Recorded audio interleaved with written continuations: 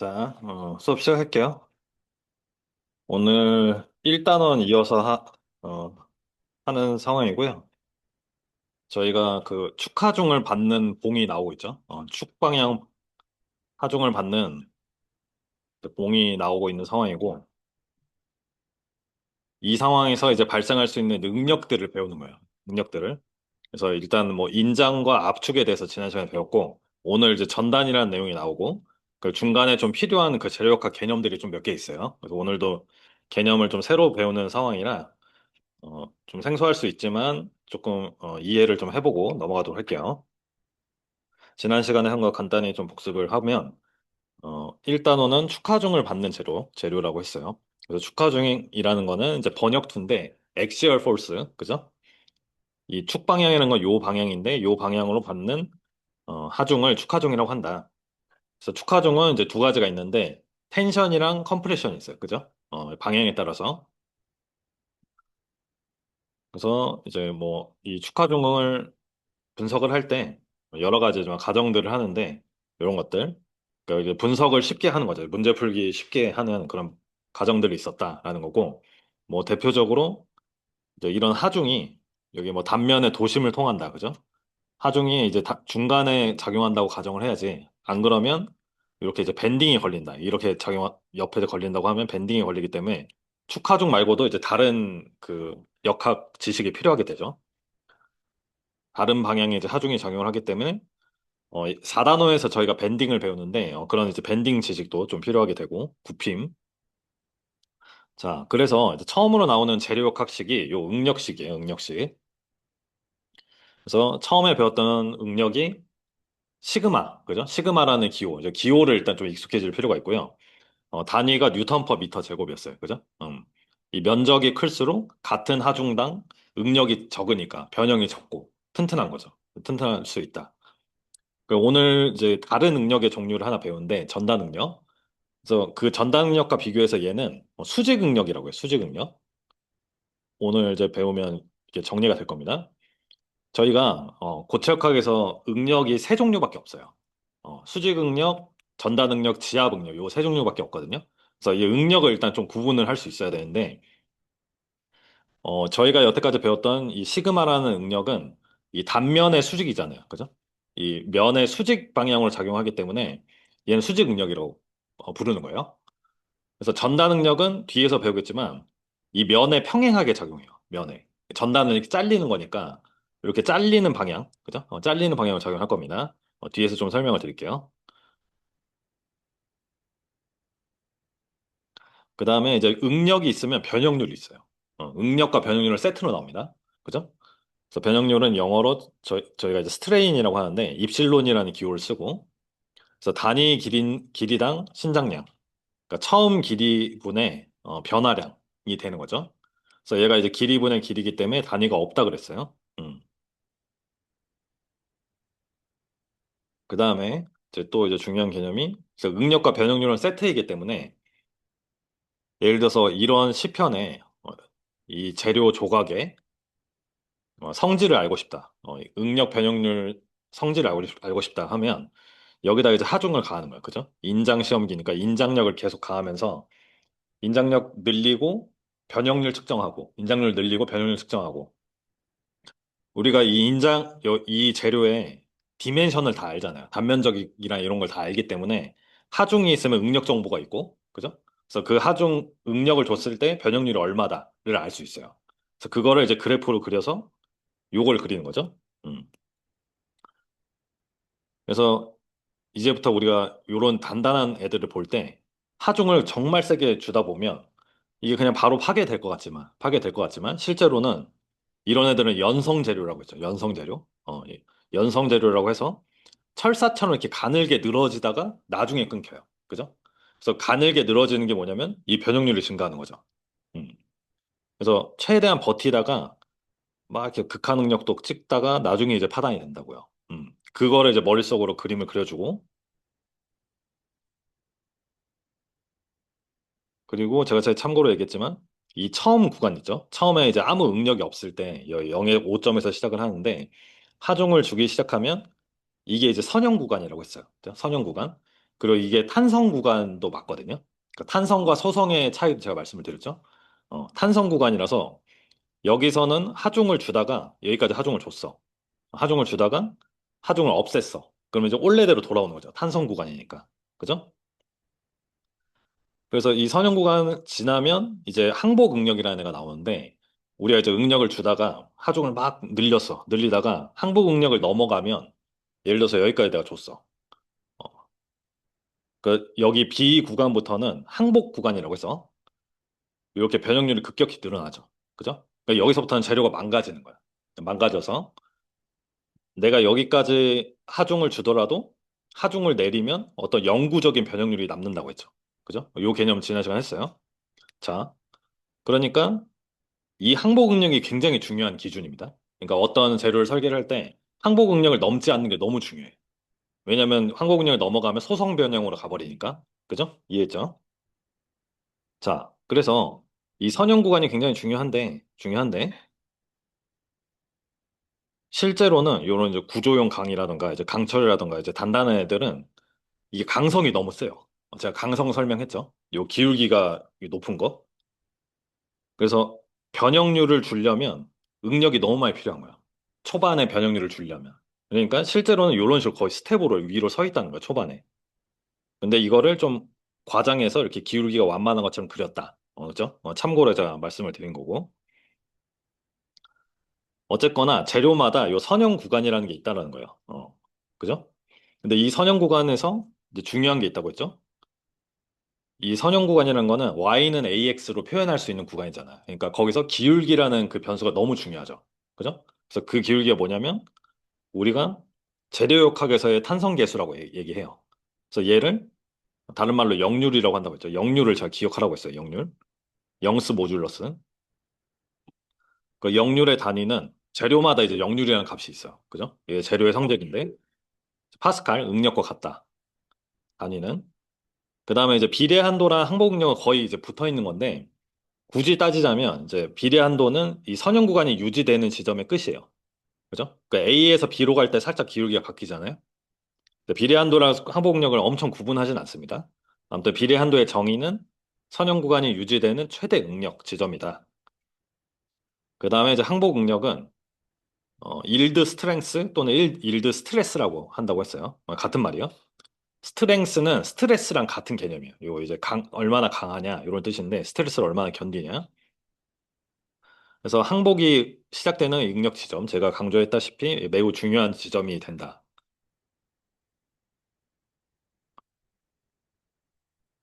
그 다음에 이제 BC 구간이 항복 구간이고 여기 써져 있죠. 소성 구간, 플라스틱, 엘라스틱이 아니라 플라스틱 구간이에요. 그래서 여기서부터는 이제 영구 변형이 일어나는 거예요. 여기까지 넘어버리면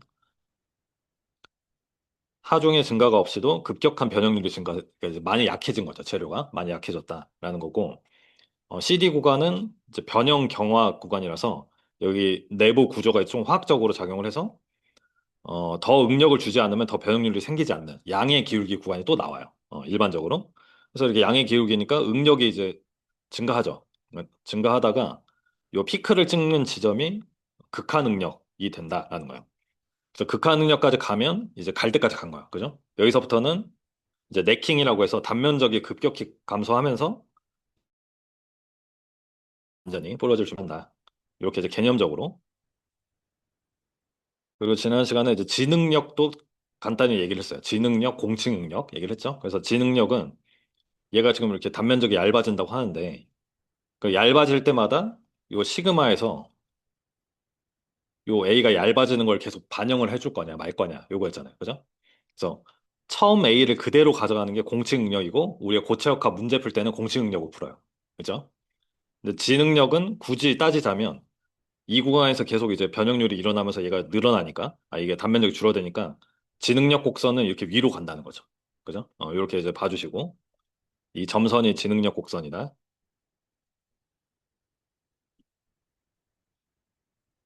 그래서 이 탄성이라는 개념이 매우 중요하다. 탄성 영역을 유지하면 조금 변형이 돼도 괜찮은 거죠. 그죠? 그래서 여기 2가 탄성의 끝점이다. 보통 항복 응력 지점인데, 탄성 응력을 넘기 전에 하중을 줬다가, 넘기 영역까지, 전 영역까지만 줬다가, 하중을 제거하면 원래대로 돌아간다, 변형이. 근데 요 이 지점을 넘어서 하중을 줬다가 여기서 하중을 제거하더라도 그냥 이런 식으로 내려가기 때문에 잔류 변형량이 생긴다. 영구적인. 그런 얘기예요. 그 다음에 크리프는 아까 이제 응력 변형률 선도는 X축이 변형률이고 Y축이 응력이었잖아요. 그죠? 시간의 개념이 없었어요. 시간의 개념이 없었는데 실제로는 우리가 이제 뭐 구조물이나 뭐 도로라던가 이런 여러 구조물들을 봤을 때 같은 응력을 길게 주면 작은 응력이라도 길게 주면 이제 변형이 생긴다는 거예요. 그죠? 그래서 시간의 개념을 도입한 게 이제 크리프라는 개념이다라는 거예요. 같은 하중을 잡았을 때 변형이 일어난다. 그게 이제 크리프의 개념이다. 자, 그래서 1.5절도 또 중요한 개념이 나와요. 그러니까 1단원에서 배운 개념이 2단원, 3단원, 4단원에 계속 쓰인다고 보면 돼요. 자, 그래서 첫 번째로 나오는 게 후계 법칙이라는 게 있어요. 후계 법칙. 여러분들이 후계 법칙을 들어봤죠? 그죠? 어디선가 들어봤어요. 이게 이제 고등학교 물리에 나와요. 그래서 여러분들이 아는 후계 법칙이 뭐냐면 이거 참고로 적어요. 스프링을 배울 때 나오죠. 후계 법칙이. 그죠? 스프링. 힘을 저희가 나타낼 때 후계 법칙을 이제 훅이라는 게 이제 사람 이름이죠. 훅이. 그래서 훅이라는 분이 이 어떤 훅의 법칙을 만들어낸 건데 우리가 스프링 힘을 표현을 할 때 F는 뭐라고 표현하죠? 스프링 힘을 모델링 할 때 KX 그죠? KX. 그래서 이 식 자체가 훅의 법칙이 그죠? 그래서 여기서 이 K가 뭐죠? 우리가 뭐라고 부르죠, 얘를? 얘도 탄성계수죠. 얘도 탄성계수야. 또는 뭐 스프링 계수, 강성 이렇게 다른 말로 부르는데 다 같은 내용이에요. 근데 아까 우리 그 응력 변형률 선도에서 탄성계수 같은 애가 있었죠. 그죠? 걔가 뭐였을까요? 기울기. 걔를 뭐라고 불렀죠, 우리가?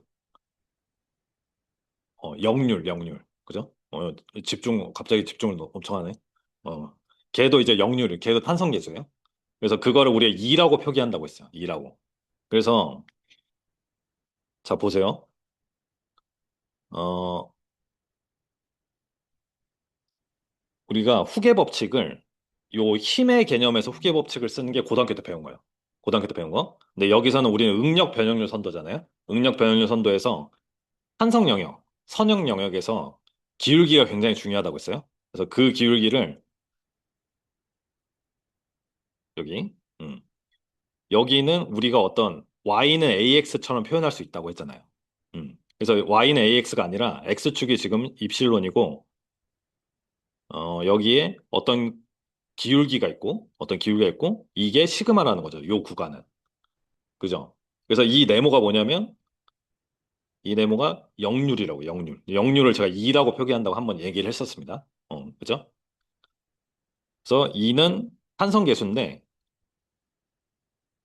탄성계수인데, 우리가 다른 말로 역률이라고 한다고요? 역률이라는 용어를 제가 계속 강조하고 있죠? 계속 나와요, 이거. 영스 모듈러스. 단위는, 단위 뭐죠? 역률? 파스칼, 뉴턴 퍼 미터 제곱. 왜냐하면 변형률이 단위가 없기 때문에 요 y 값이랑 단위가 같은 거예요. 이해했죠?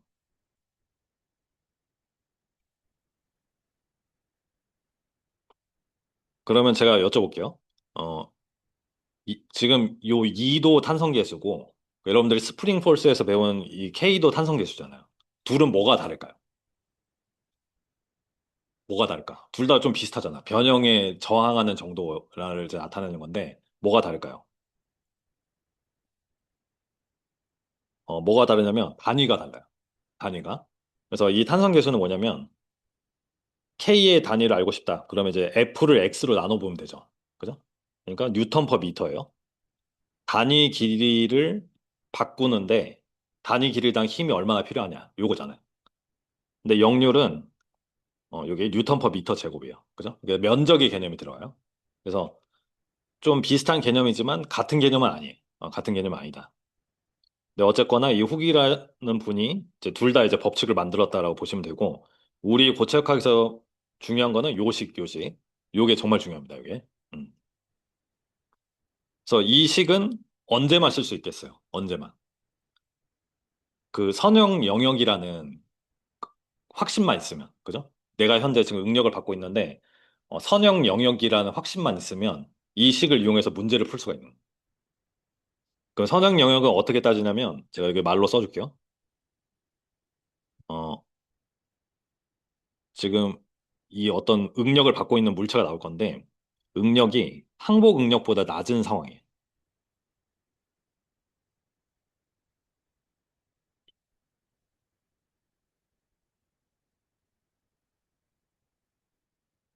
그죠?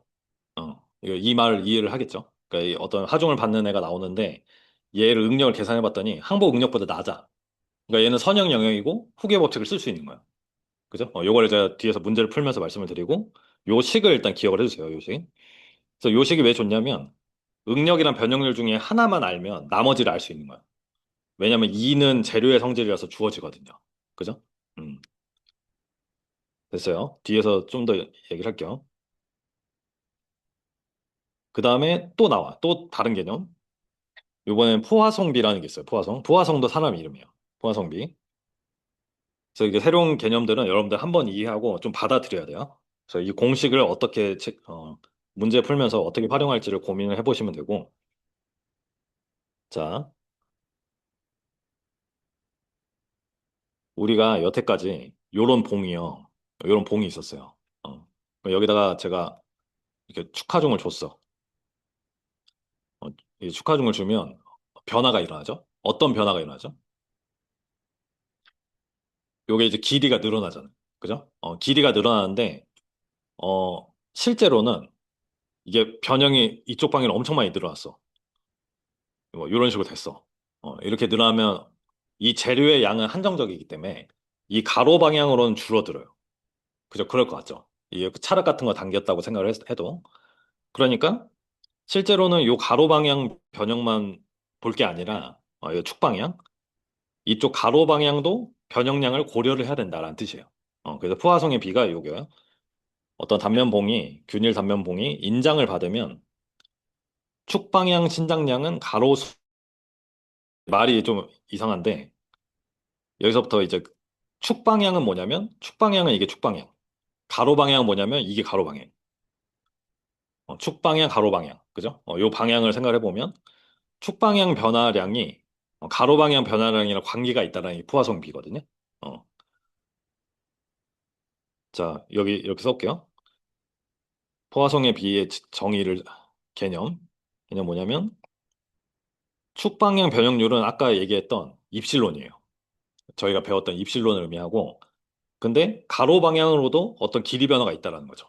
그죠? 이 폭이 바뀌는 거예요. 이 지름이. 그래서 가로 방향 변형률과 축방향 변형률은 일정한 비를 갖는데요. 이게 이제 포화성의 비가 포화성이 발견한 내용이야. 여기 또 전제 조건 있죠? 재료가 선형 탄성적이면. 그래서 그 식이 요 1-9입니다. 여기 아래쪽. 여러분 요게 뭘까요? 요걸 뭐라고 읽죠, 요거? 어, 누라고 읽어요, 누. 누. 그래서 이제 누로 표기를 하고 포화성의 비. 그다음에 축방향 변형률은 저희가 입실론으로 표기를 했잖아요. 입실론 표기했어요. 그래서 여러분들 재료를 보면 항상 어디가 축방향이고 어디가 가로 방향인지 이제 판단을 해야 돼요. 방향 변형률은 우리가 알던 대로 입실론이고 가로 방향 변형률은 입실론 프라임이라고 정해놓은 거예요. 정해놓은 거예요. 그리고 요 앞에 이제 음수가 마이너스가 공식 자체에 붙어 있어요. 그죠? 자, 여기서부터 이제 하나 이제 약속을 하나 해야 되는데 자, 제가 이렇게 적어볼게요. 이제부터 부호가 중요합니다. 부호가 중요. 부호 중요. 우리가 숫자로 응력을 나타내고 변형률을 나타낼 건데 여태까지는 크기만 봤어요. 크기. 뭐 응력이 뭐 50메가파스칼이다. 이렇게 크기만 봤는데 이제 마이너스 50메가파스칼이랑 플러스 50메가파스칼을 구분할 거예요. 그거를 이제 제가 정해 드릴게요. 이거는 약속이에요, 약속. 이제부터 압축 상황은 음의 상황이에요. 마이너스 상황. 그래서 이 상황에서는 응력과 변형률이 음수가 나와야 돼. 압축 상황에서는. 그리고 인장은 양의 상황이에요. 양의 상황. 요거는 이제 약속을 정한 거예요. 우리가 축하종을 주면 인장 아니면 압축이잖아요. 그래서 둘 중에 하나는 플러스가 돼야 돼. 이걸 구분하기 위해서. 근데 인장을 플러스로 약속을 한 거예요. 그래서 응력 변형률이 양수. 요걸 이제 문제 풀 때 계속 적용을 할 거예요. 자, 이해했죠? 그러면 자, 이걸 이해해 볼게요. 포화송에 비 식에서 요 마이너스가 왜 붙어 있을까? 요거를 생각해 보는 거야. 식 자체에 마이너스가 붙어 있잖아요. 이게 왜 붙어 있냐면 어 제가 생각해 볼게요. 어 인장력을 줬어. 이 상황에서 이 봉이 있는데 인장력을 제가 줬어요. 그러면 요 입실로는 플러스일까요, 마이너스일까요? 플러스. 그죠? 인장을 내가 플러스로 보기로 했잖아요. 그러면 그 상황에서 입실론은 플러스예요. 입실론 프라임은 플러스일까요, 마이너스일까요?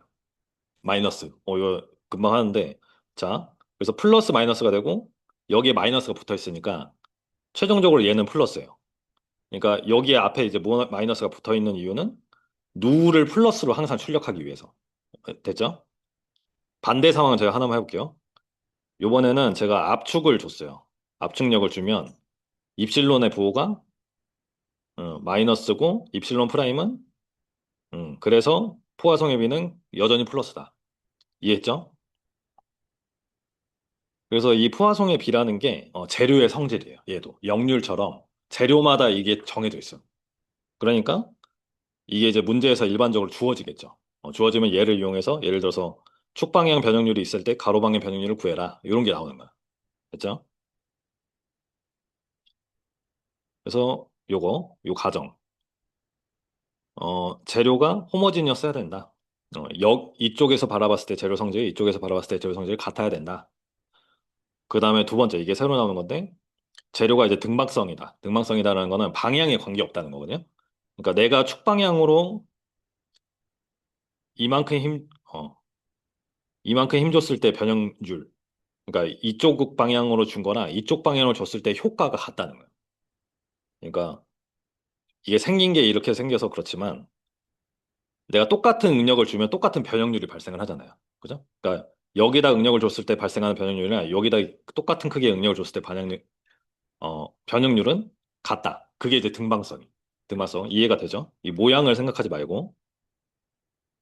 그래서 후계 법칙이나 포화성의 비를 배웠고요. 그래서 요거를 이용해서 이제 문제를 바로 풀어볼 거예요. 일단 문제 한번 읽어볼게요. 제가 한 A번, B번을 제가 풀어보고 여러분들이 이어서 풀어보는 건데 문제를 한번 어떤 상황인지 한번 읽어보실게요.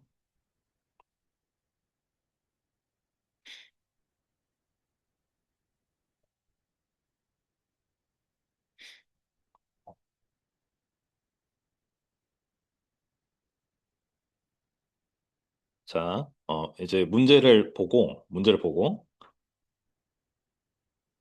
어, 여기 그냥 이제 구멍 뚫린 관에, 그죠? 관 모양의 이제 원기둥이 있고, 여기에 압축 응력이 작용을 하고 있어요. 그래서 압축 응력 작용하고 있으니까, 이제 축 방향으로 압축이 일어날 거고, 가로 방향으로 이제 늘어날 거고, 그죠? 요거를 이제 생각을 해주고, 주어진 값이 뭐냐면, 어, 하중이 있고, 요 다른 지름이랑 뭐 길이 다 있어요. 다 있어요. 그리고 이 탄성계수 나와 있죠, 역률. 역률이 값이 굉장히 큰 값이라서 이렇게 기가파스칼 형태로 나오고 보통. 그다음에 포화성의 비도 주어졌어. 주어졌어. 근데 제가 이제 질문, 요 포화성의 비랑 탄성계수, 이런 애들, 탄성계수가 아니라 뭐 후계 법칙, 포화성의 비 이런 걸 쓰려면 전제 조건이 있어야 되잖아. 그 전제 조건이 뭐였죠? 선형 탄성 영역. 그래서 선형 탄성 영역을 판단을 할 수 있어야 되거든요. 그래서 그걸 어떻게 판단하냐면 이게 지금 문제가 정보가 부족해. 얘가 지금 강철이잖아요, 강철. 그래서 이거를 여러분들 지금 교재 있으신 분인지 모르겠는데 478페이지를 보시면 교재 거기에 이제 부록이 있어요, 부록. 그래서 부록에 재료의 성질들이 있거든요. 그래서 그런 표는 사실 문제에서 주어질 거예요. 제가 시험 문제를 낸다면 이제 주어지는데, 그거를 이제 그 표가 어떻게 생겼는지 좀 확인을 한번 해보라는 건데, 거기서 예를 들어서 강철도 종류가 여러 개 있는데, 얘 항복 능력이 뭐다라고 이제 나와 있어요. 재료의 성질에 의해서.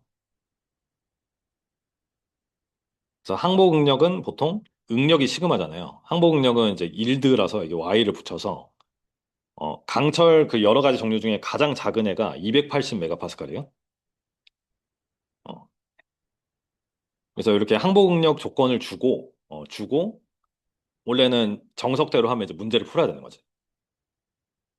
그래서 이게 이제 항복 응력이 있어요. 항복 응력이 이제 주어진 상황이고, 우리가 이제 응력을 구해가지고, 이 항복 응력보다 작으면 이 법칙들을 써도 되는 거예요. 됐죠? 자, A번은 바로 풀어볼게요, A번. 처음이니까 좀 정석대로 하는 거예요. A번. 자, 축 방향으로 줄어든 길이잖아요, 델타. 그죠? 요거를 구하려면 어떻게 해야 될까요?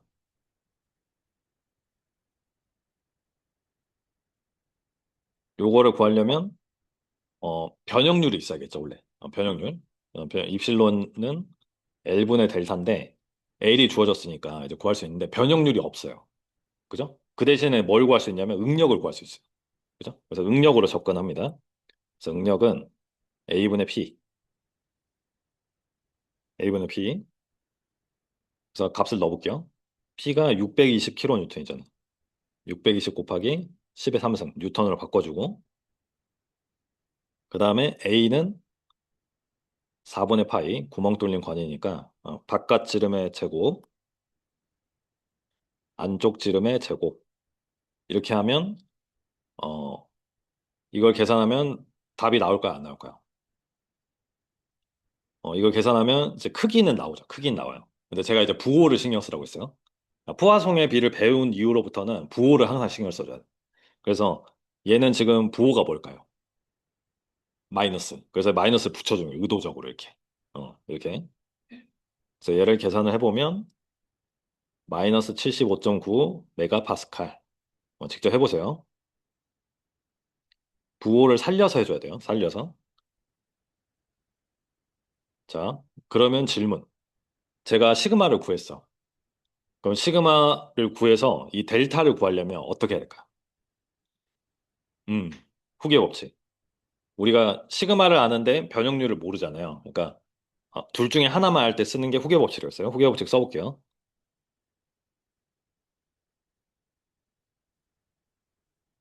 그리고 이제 정석대로 하니까 후계 법칙을 쓰려면 어, 항복력보다 크냐 작냐, 그죠? 판단하라 이제 크기 측면에서 항복력보다 작죠.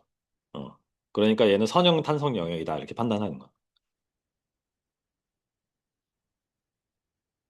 이렇게 그러니까 처음이니까 좀 정석대로 하고 나중에는 이제 그냥 알아서 하게 돼요. 이게 작기 때문에 선형 탄성 영역이다라고 이제 속으로 판단하고 넘어가면 돼요.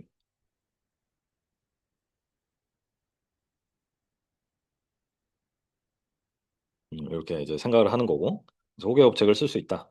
호계 법칙은 시그마는 역률 곱하기 변형률이니까 바로 이제 입실론을 구해볼게요. 입실론. 입실론은 역률분의 시그마 계산해 보세요.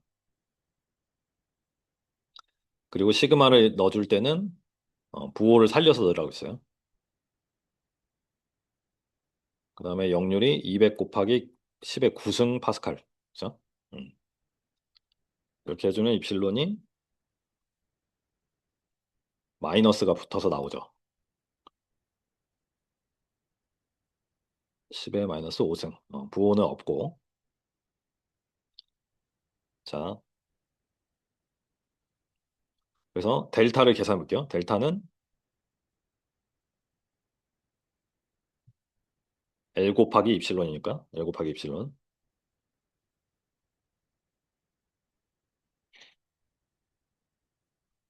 계산해 보시면 마이너스 0.455 밀리미터가 나와요. 그죠? 이게 이제 압축이 됐으니까 변화량도 이제 음수가 나오는 거야. 이해했죠?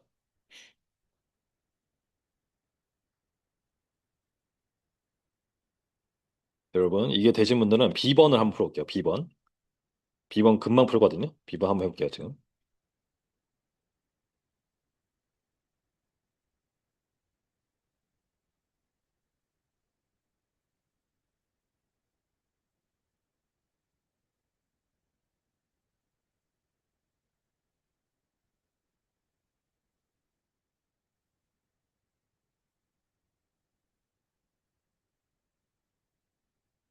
B번은 이제 뭘 쓰는 거죠? 아까 저희가 배운 개념 중에 포화성의 비.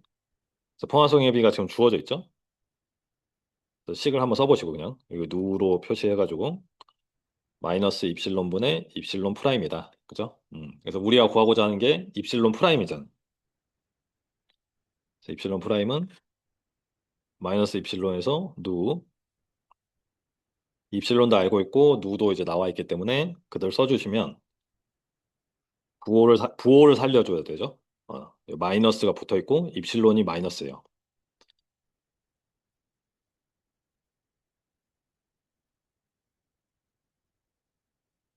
그다음에 누가 0.3 마이너스 마이너스가 돼서 플러스가 나온다는 거죠. 그죠? 그래서 가로 방향 변형률은 인장이에요, 압축이에요? 인장이죠. 플러스로 나왔으니까. 그죠? 실제로도 그렇고.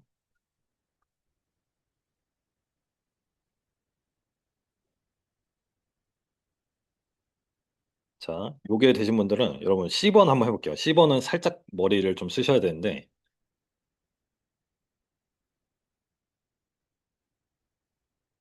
상황을 파악을 하고 C번은 살짝 응용을 해서 푸는 문제예요. C번, D번은.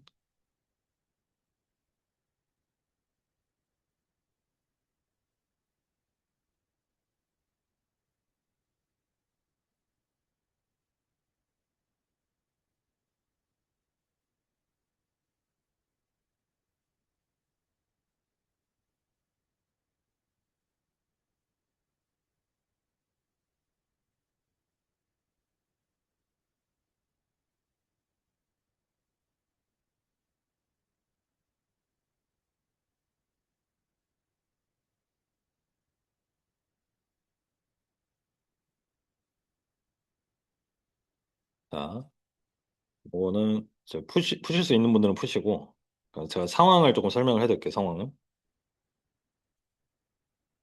얘를 이제 관을 어, 보면 좀 크게 그리면 이런 식으로 생겼잖아요. 그죠? 그래서 여기 외경이 있고 외경이 D2고 내경이 있어요. 내경. 그래서 우리가 이쪽 방향으로 압축을 주면 가로 방향으로 얘가 늘어나죠. 뭐가 늘어나요? 어떤 물리량이 늘어날까요? 지름이 늘어나는 거. 그죠? 지름이 늘어난다. 단면적이 늘어난다. 단면적이 아니라 지름이 늘어난다고 보는 거죠. 자, 그래서 가로 방향 변형률의 개념이 이 지름이 늘어나는 거랑 관계가 있겠죠. 음, 그래서 앞에서 구한 가로 방향 변형률,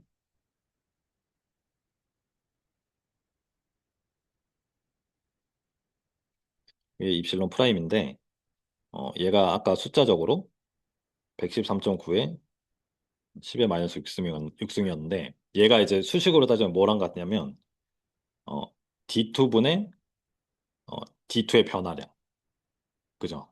이 바깥지름만 봤을 때, 이 바깥지름만 봤을 때 얘가 이제 늘어나는 거니까 그 변화량이 있을 거고, 이 변화량이 D1의 변화량이랑도 같겠죠. 가로 방향 이 변형률이 같으니까. 그죠? 그래서 여기서 구하고자 하는 거는 이 델타 D2랑 델타 D1이에요. 그래서 요 관계를 아신다고 하면 D2랑 D1을 알고 있기 때문에 바로 구할 수 있다.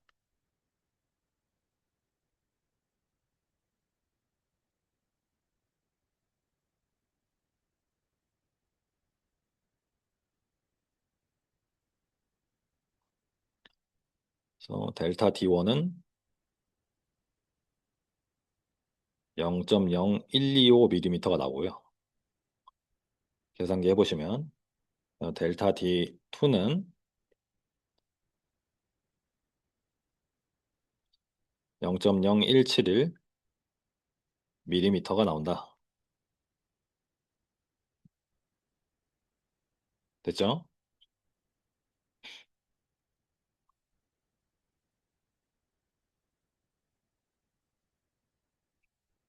그다음에 어, D번. 여러분, D번은 뭘 구하는 걸까요? D.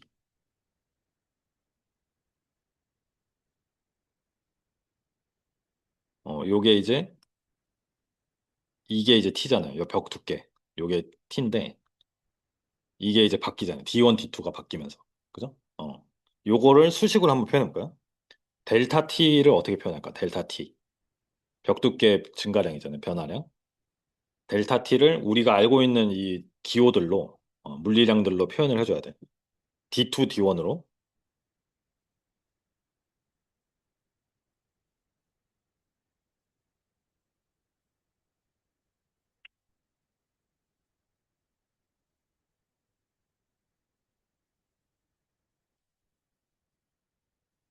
이거를 이제 굳이 한번 써보면 이게 변형 후의 두께가 있고 변형 전의 두께가 있어요. 그거를 이제 우리가 물리량을 한번 표현해 볼게요. 그래서 변형 후에 이제 외경과 내경을 이제 프라임을 붙여가지고 제가 표기를 했고 이게 지금 D2에서 D1을 뺀 다음에 반으로 나눈 게 T잖아요. 그죠? D2에서 D1을 빼고 반으로 나눈 게 T1인데 얘가 이제 변형 후라고 하면 변형 전 거를 빼면 변형 전은 이거잖아요. 얘를 빼면 얘가 델타 T가 될 거다라는 거죠. 근데 이게 이제 앞에서 여기 위에 있던 물리량을 표현해 보면 결국에는 외경이 증가한 거에서 내경이 증가한 걸 빼고 반을 나누는 거. 음. 그래서 이게 이제 좀 기하학적으로 좀 봐주시면 이렇게 구할 수 있죠. 그래서 이제 3번에서 델타 D2랑 델타 D1이 있기 때문에 요거를 해보시면 0.00228 밀리미터가 나와요. 숫자랑 요 자릿수 중요하게 생각을 해주시고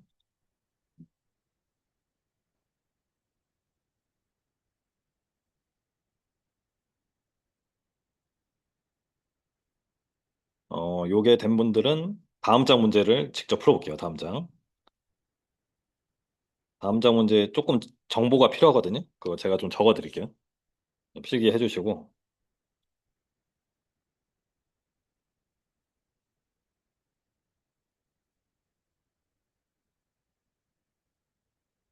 제가 그 녹화 강의는 다 올려드릴 건데 올려드릴게요. 제가 지금 좀 시간이 없어가지고 금요일까지는 다 올려드릴 거니까 그거 보고 이제 복습하셔도 돼요.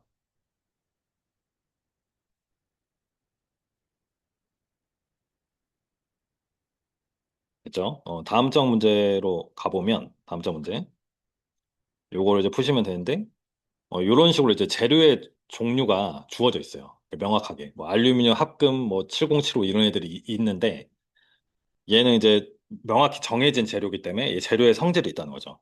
그래서 뒤에 이제 부록을 보시면 항복 응력이랑 이런 값들이 정해져 있습니다. 제가 이걸 적어 드릴게요. 항복 응력이 480 메가파스칼이고 얘는 그다음에 역률이 72 기가파스칼.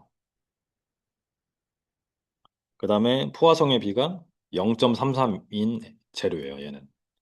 그래서 이 정보를 갖고 여러분들이 이 문제를 풀어볼게요. 이거 그냥 하중 P를 구하면 되는 문제거든요. 제가 한 시간 조금 드릴 테니까 한 3분 정도 드릴 테니까 한번 풀어볼게요.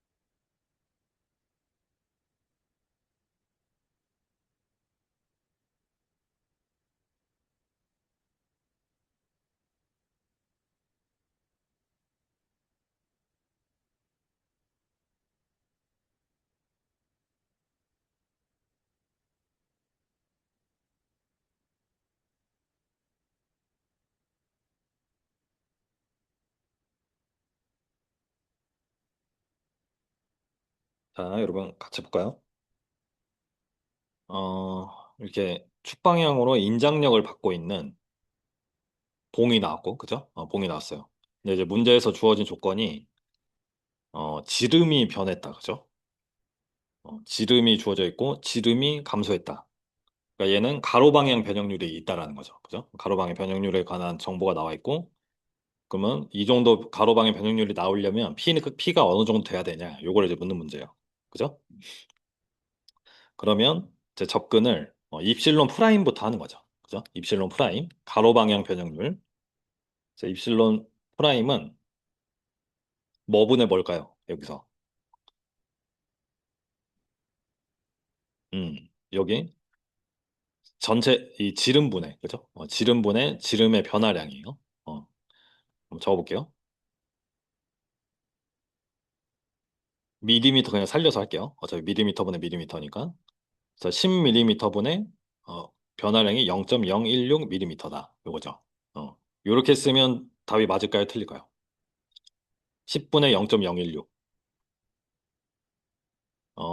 제가 이제 부호를 살려서 쓰라고 했어요. 항상. 그죠? 항상. 그러니까 얘는 감소했기 때문에 압축이기 때문에 마이너스 붙여줘요. 그래서 마이너스 0.0016 단위는 안 써도 되고 얘가 이제 압축인 거죠. 압축. 그러면 우리는 이제 축방향으로 넘어가야 되기 때문에 푸아송의 비를 가져와서 마이너스 입실론분의 입실론 프라임. 입실론은 마이너스 푸아송의 비분의 입실론 프라임. 음. 푸아송의 비 주어져 있고 마이너스 살려서 대입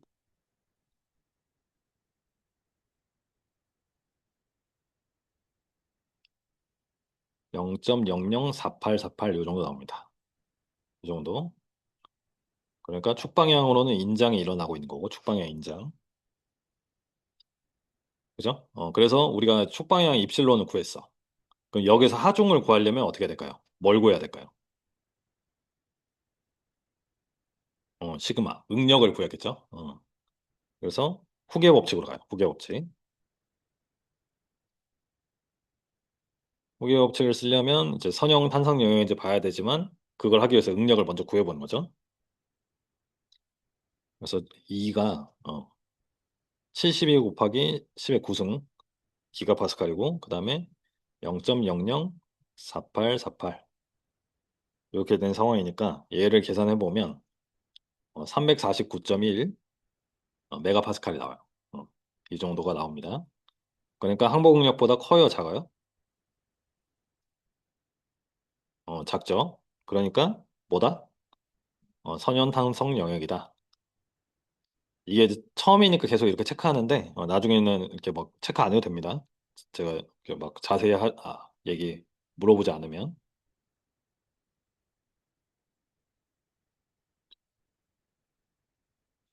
그리고 제가 얘기했죠. 그러니까 고체역학은 이 선형 탄성 영역에 관해서만 거의 문제가 나와요. 왜냐하면 이 이후로 넘어가면 고체역학이 할 수 있는 게 별로 없어.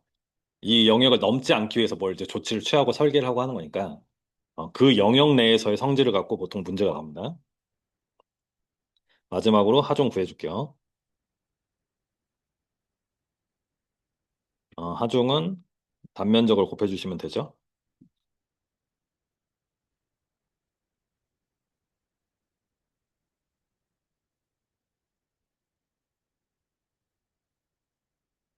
단면적은 얘가 지름이 10mm니까 4분의 파이 0.01 제곱 미터 제곱 얘를 계산하시면 이제 뉴턴 단위가 나오는데 27.4 킬로뉴턴 이 정도가 나옵니다.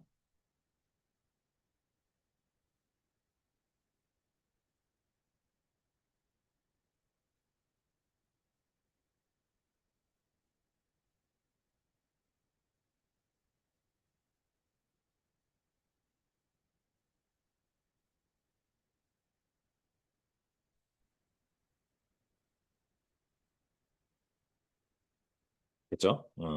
그래서 이제 1.5절은 여기까지가 이제 내용이고요.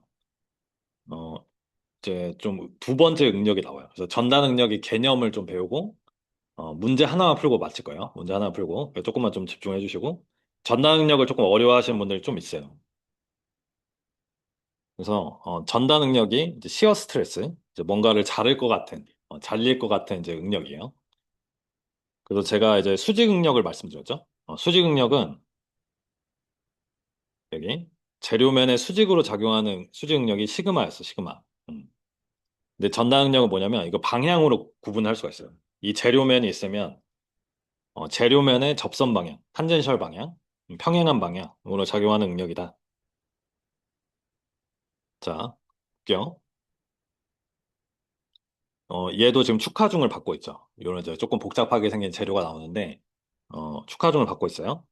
그러면 요 P라는 축하중이 했을 때 우리가 알고 있는 지식으로 분석할 수 있는 게 뭐냐면 여기에 걸리는 응력, 그죠? 우리가 구할 수 있죠. 그리고 요 직사각형 부분에 걸리는 응력 알 수 있어요. 알 수 있어요. 면적만 알면. 근데 문제는 요거. 이게 수직으로 박혀 있는 볼트가 있어요. 볼트. 그래서 우리가 이 P를 엄청나게 늘리면 볼트에 엄청난 응력이 가해지겠죠. 그래서 뭔가 얘를 볼트를 괴롭힐 것 같잖아요. 절단할 것 같은. 그거의 정체가 전단 응력이에요. 얘를 이제 절단할 것 같은 거예요. 여기 면을 따라서. 그래서 그거를 이제 분석을 해보는 거예요, 지금. 그래서 이 볼트가 지금 어떤 일을 당하고 있는가를 이제 알고 싶으면 우리가 하는 게 뭐냐면 자유물체도라는 걸 그려요. 물리에서 했던 이제 프리바디 다이어그램이라는 걸 그리는 겁니다. 보세요. 자유물체도는 어떻게 그리냐면 내가 관심 있는 물체만 여기서 딱 떼. 그죠? 딱 떼. 떼가지고 볼트를 그려요. 지금 여기 이 화면을 보세요. 볼트를 이렇게 딱 뗐어. 그래서 얘가 받는 힘을 다 표현을 해주는 거잖아요. 자유물체도라는 거는. 근데 얘랑 지금 컨택을 하고 있던 애들 있잖아요. 여기 다 컨택이 돼 있잖아요. 저렇게. 그래서 컨택이 돼 있던 구조물로부터 얘를 뗐으니까 그 컨택면에 거기에 대응하는 힘을 표현을 해줘야 돼. 요 말을 좀 이해를 해줘야 되거든요. 내가 어떤 물체가 있으면 이 물체를 얘 물체만 딱 떼가지고 내가 가상해서 상상하면서 얘가 받는 힘을 분석하고 싶은 거거든. 그죠? 그래서 이걸 딱 뗐으면 이 구조물로부터 뗀 효과를 힘으로 표현을 해주는 거예요. 이해하죠? 뭐 예를 들면 요거요. 지금 이 오른쪽에 있는 물체를 P로 오른쪽을 잡아당겼어요. 잡아당기면 볼트의 요 면 두 개에 힘이 작용하잖아요. 얼마만큼? 얘네 둘 합쳐서 P만큼 작용하겠죠. 그죠? 요거 이해되죠? 반대로 반대편으로 P를 또 이렇게 당기고 있으니까 요 부재가 요 재료가 이 볼트의 이쪽 면을 향해서 힘을 주고 있어요. 얼마만큼? P만큼. 그죠? 그걸 그림을 그린 게 요거예요. 요거. 요게 이해가 되죠? 이거 얘를 딱 떼가지고 자유물체도 그리면 이런 식으로 그릴 수 있다는 거. 이런 식으로.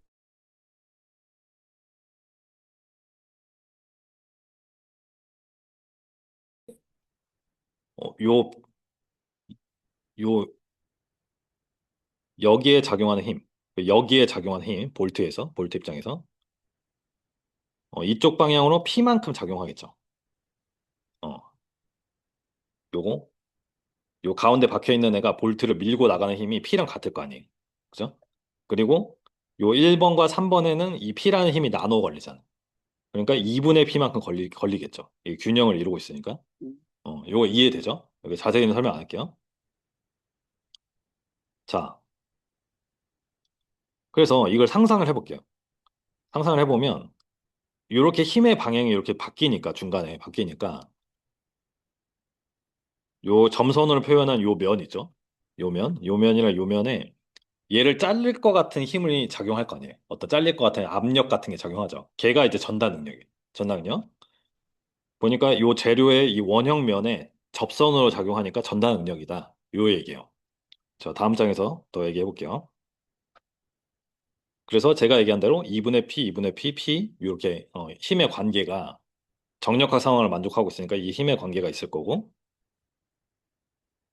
그 다음에 나는 이쪽에 걸리는 이 잘릴 것 같은 응력에 관심이 있잖아. 관심이 있으니까 또 요 네모 부분만 가상으로 잘라가지고 이렇게 가져오는 거예요. 요런 걸 계속합니다. 고체역학은. 가상으로 잘라가지고 여기에 걸리는 응력이 뭐가 있을까? 이런 분석을 계속해요. 그리고 지금은 좀 난해하지만 그래서 얘를 이렇게 잘랐어. 자, 여기다 위에다 한번 크게 그려볼게요. 이렇게 그렸어. 요 MMPQ면을 요 개념이 굉장히 중요해요. 지금 요 볼트는 얘네들은 다 정력학 상황에 있잖아요. 정력학 상황에 있다. 움직임이 없고 힘이 균형을 이루고 있는 상황이고 변형만 있다. 요거였잖아요. 그러니까 내가 이 볼트만 딱 빼서 보더라도 얘는 정력학 상황이 있어야 돼. 그러니까 왼쪽에서 P가 작용하고 오른쪽에서 P가 작용하는 거죠. 그죠? 그 다음에 더 나아가서 요 네모 부분만 난 보고 싶어. 왜냐면 여기 위에 뭐가 이렇게 잘릴 것 같은 애가 있을 것 같으니까 걔를 분석하고 싶은 거예요. 그래서 요를 뇌를 갖고 왔어. 그럼 얘도 정력학 상황에 있어야겠죠. 움직이면 안 돼. 그러니까 어떤 힘의 균형이 있어야 돼. 이 자체로. 그래서 얘를 봤더니 얘한테 작용하는 힘이 뭐가 있어요? MMPQ 이렇게 잘랐을 때, 이 오른쪽에서 P라는 힘이 작용하고 있잖아요. 음, 그죠? 근데 이 왼쪽 면에 힘이 있어 없어요? 요 MMPQ만 잘라내면 없죠. 근데 얘는 정력학 상황에 있어야 돼. 그러니까 어떻게 되냐면 요 위쪽에서 2분의 P만큼 받아내고 아래쪽에서 2분의 P만큼 받아낼 수 낸다라고 보는 거죠. 요게 이해가 되나요? 그죠? 그래서 얘 위아래 얘네의 정체가 뭐냐? 얘네들이 전단력이라는 애예요. 전단력. 전단력. 그래서 전단력은 저희가 보통 V라고 표기를 합니다. V라고 표기하고 지금 우리가 힘의 관계를 보기 때문에 응력이 아니라 전단력이 나왔어요. 먼저. 얘는 응력이 아니에요. 헷갈리면 안 돼. 응력이 아님.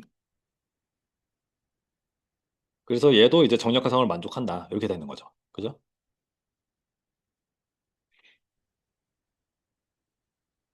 됐죠? 그래서 힘 간의 관계를 계속 보면서 이런 전단력이 적용하겠구나라고 생각을 하는 거고 이 그림이 여기 아래쪽에 있는 그림이에요. 아래쪽에 있는 그림이고 그 다음에 얘를 이제 위에서 보면 얘가 지금 볼트잖아요. 볼트. 볼트를 옆에서 본 거잖아요. 그러니까 얘를 위에서 보면 원형이겠죠?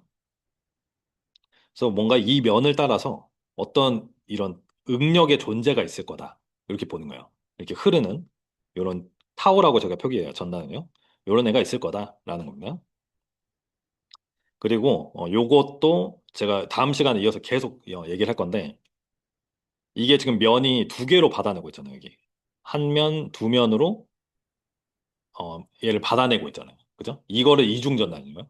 이중전단이라고 하고 만약에 면 하나로 받아내면 단일전단이라고 해요. 이거를 일단 이해해 주시고 다음 장에서 더 얘기를 해볼게요. 자, 그래서 이중전단이나 단일전단을 구분을 해야 돼요. 이게 좀 어렵습니다.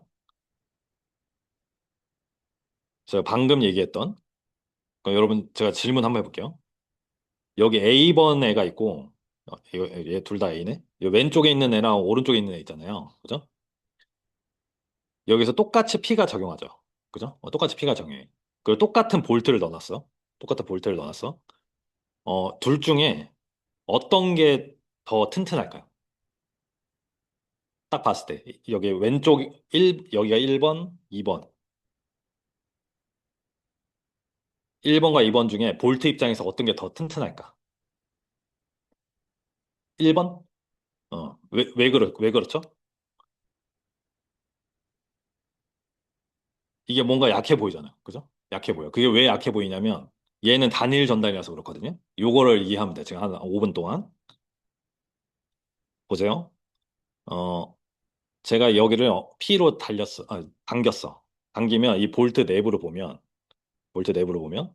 얘가 지금 이렇게 이런 구조로 튼튼하게 잡고 있거든요. 그러니까 이 구조 때문에 얘는 어떤 일이 발생하냐면 전단면이 두 개가 돼요. 이렇게. 그러니까 똑같은 P를 견디는 면이 두 개가 되는 거예요. 그죠? 근데 이 오른쪽에 있는 애는 뭐냐면 보세요. 오른쪽에 있는 애는 그냥 잘리면 그냥 이면 하나가 잘리는 거예요. 그냥 이 볼트 딱 뚝 끊기는 거예요. 여기만. 여기만 끊겨, 여기. 여기. 그래서 얘는 전단면이 하나. 예, 전단면 하나. 이렇게 적어볼게요. 이 이중전단이랑 단일전단 구분하는 거는 앞으로 몇 시간 동안 계속 얘기할 거예요. 얘는 전단면 두 개. 그러니까 같은 하중 P를 전단면을 더 넓게 받아내는 게 좋겠죠. 튼튼하겠죠. 그러니까 전단면이 여러 개인 게 좋을 거 아니에요. 같은 면적이면. 그죠? 그래서 얘가 더 튼튼하거든요.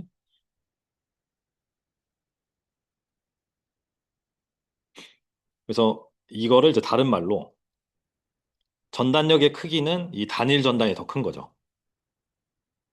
이 면 하나로 받아내니까. 오른쪽 얘기입니다. 오른쪽.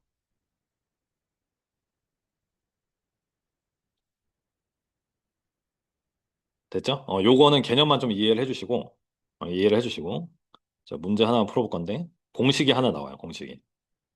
그래서 뭐냐면, 전단 응력을 구하는 공식, 응력을 구하는 공식이에요. 그래서 얘도 이제 면적분의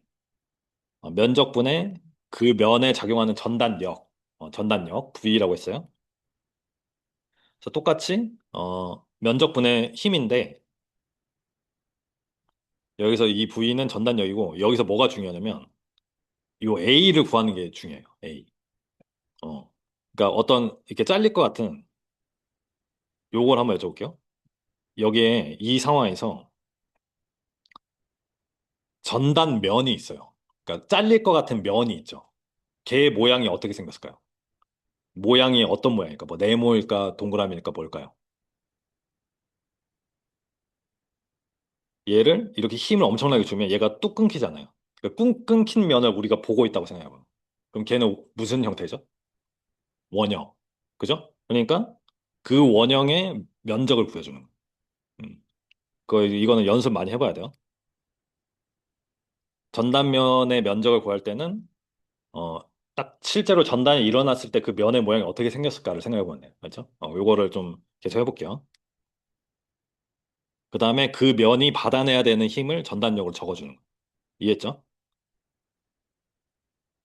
그래서 요게 조금 어려운 문제인데, 일단 책에 있으니까 한번 가져왔습니다. 일단 상황을 한번 이해를 해볼게요. 상황을 한번 이해해 볼게요. 이게 이제 구멍 뚫는 기계 있죠. 펀치. 펀치가 있어요. 그래서 요 판을 대고 이 P라는 힘을 줘서 이렇게 구멍을 뚫는 거야. 그죠? 그래서 구멍을 뚫는 행위는 뭐냐면 여기에 전단이 일어나는 거예요. 그죠? 그럼 제가 질문해 볼게요. 이 상황에서 전단면의 모양이 어떻게 생겼을까요?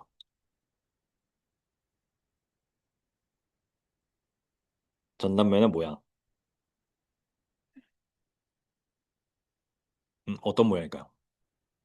음, 고리 모양이에요. 고리, 반지 모양.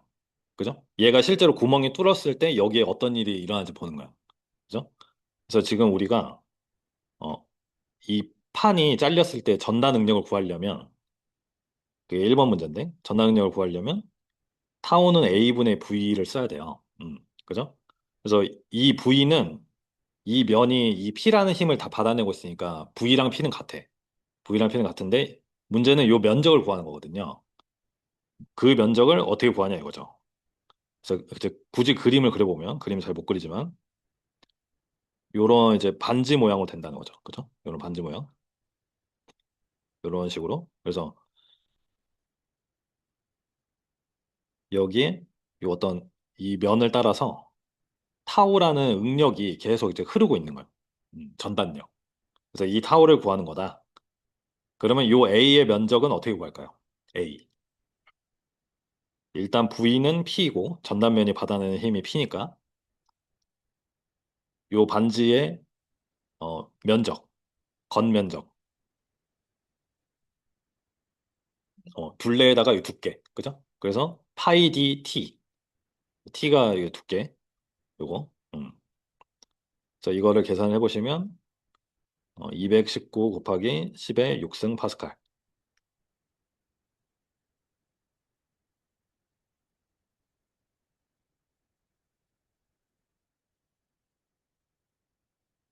됐죠? 마지막으로 요거 한번 해볼게요. 이 펀치도 보세요. 얘가 이제 펀치에 대해 힘을 주니까 얘는 전달 능력이 걸리지만 이 펀치는 어떤 능력이 걸리죠. 펀치도. 어떤 능력이 걸리죠? 얘는 압축 능력. 그래서 압축 능력을 구하라는 거거든요. 요거 구해볼까요? 요거 금방 풀 수 있어요. 이 상황에서 이 펀치의 압축 능력은 뭘까? 그래서 걔는 시그마고 얘는 이제 A분의 P잖아요. 음. 자, 바로 적어볼게요. P가 110kN. 그 다음에 단면적이 4분의 파이 0.02의 제곱. 그죠? 그리고 부호 살리고. 압축이니까 마이너스 붙여주고. 그래서 답은 마이너스 350 곱하기 10의 6승 파스칼. 또는 마이너스 300 메가파스칼. 이렇게. 350.